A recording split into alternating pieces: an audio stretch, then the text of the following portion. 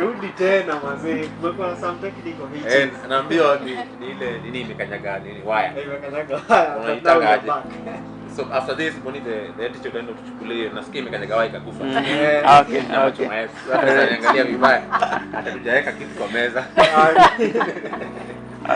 Let's go. Keep rolling. So tulikuwa na discuss kuhusu the challenges of Kenyan football and the solutions zenye tunaweza recommend we as Radio Kibii. So nilikuwa nataka Boni the head teacher pamoja na Agnes to highlight the challenges na the solutions briefly zenye tunaweza fanya kutako this Kenyan football. Boni, tunaweza anzia kwako.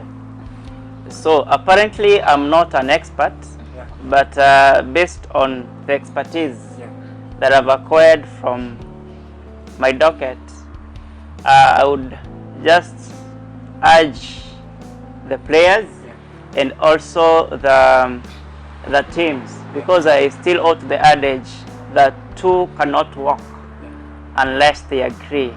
So I would still be there. We need collaboration and communication, whereby both teams should collaborate. That is from the topmost office. That is from our, that is the Ministry of Sports, whereby we have anaitwaje huyu minister. The Marcomen should be there for the Kenyan teams. Actually, he should engage them, he should motivate them, he should call them on board, because from where I sit, I think what we lack is collaboration. At times we lack support, at times we lack exposure, because as much as as the country we want to navigate, there are a number of things we need so as to navigate even to the international uko nje kila mahali. So as for me, the major challenge that we have as a country, number one, is lack of support, lack of exposure, lack of cohesion and teamwork. So if all that is put to place and people sit together around the table as we are today, they try to come up with strategies and they come up with plans on how they are going to promote our sports in Kenya. So as for me, I think that's the major concern that we have, and if that is addressed and arrested, we are going to have a very, very, very, very, very productive sports in our country, Kenya. Yes. Thank you so much. How about Agnes? What are some of the challenges and the recommendable solutions? Well, for me, I will not know of the challenges a lot, but of course from the results, shows that it's not going well. So what I will say is that sometimes when something is not going wrong in something that involves teamwork and some departments, that means there's someone who is not doing their job somewhere, you know. And I'd say that, like, I'd recommend or advise for everyone who has a role to play in the sports sector. Venye Chaboni amesema hapa, beginning with the head office kwa Murkomen and down to the teams and the departments, I'd request or urge everyone to play their role. Like, do what you know you're supposed to do, because if you're going to move forward, it's us who is going to do it. So it's everyone to take responsibility and also to develop strategies, because sometimes we always use the old methods for a long time. So it's good to come up with something new to see if there's going to be a change. That's what I would say. Miguel, how about you? As for me, the same way, for me, it's all about movement, communicate now, to motivate them. Motivation. Exactly. That's the main thing. Motivate them. Just motivate them. Kuachilia malipo mbaya and such. That's the issue, I think. Yes. And for me, nikimalizia naweza sema they can also coach the young talents from the, I cannot say the village. Okay, recently there was a team, the under 17. You remember? They qualified for the Sakafa. In fact, they qualified for the AFCON.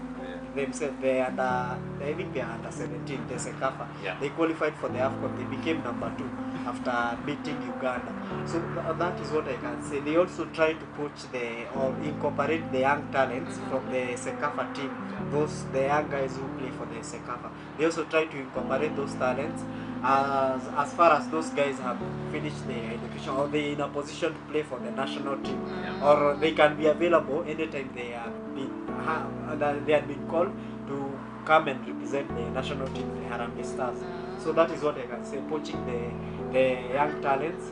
And also another thing that the government maybe is failing, or rather the team is failing, is there are so many talents out here.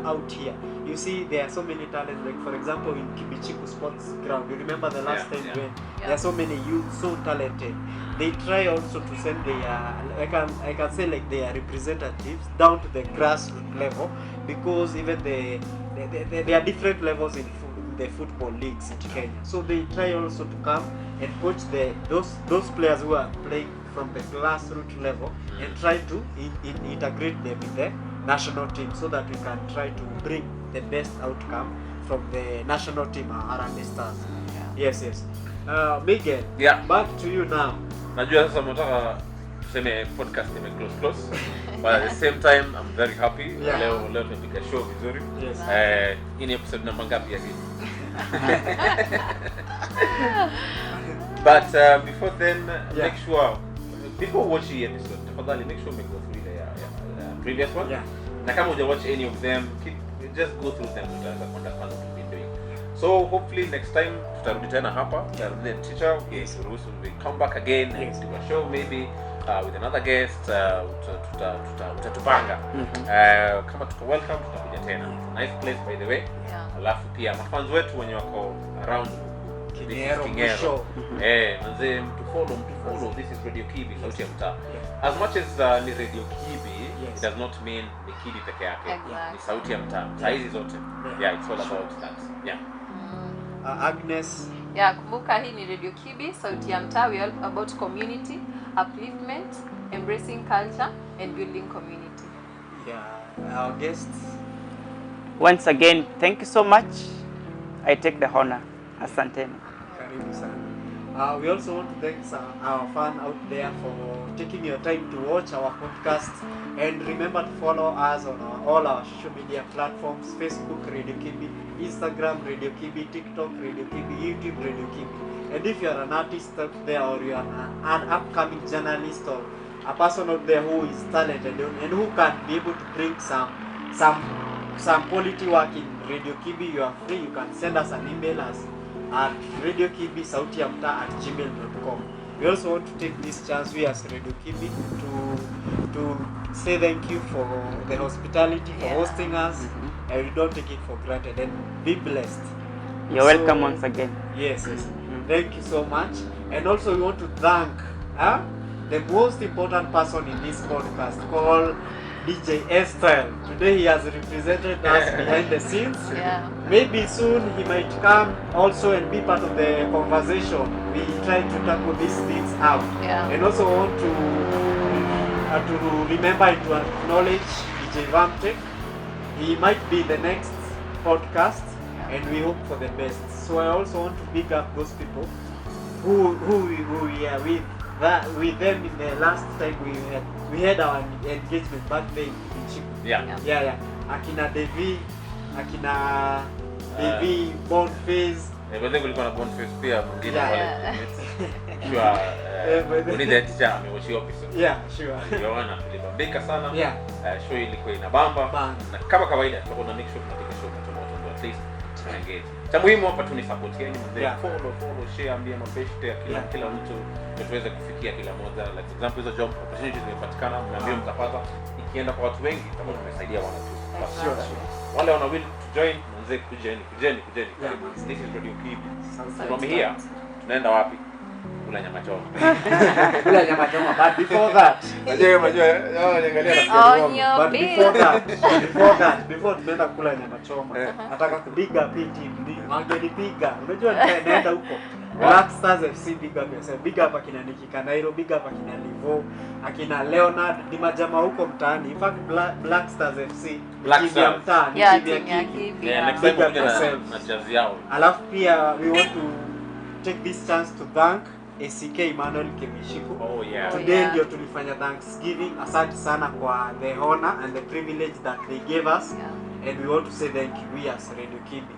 Kumbuka ni sauti ya mtaa, embracing culture, build community and upliftment.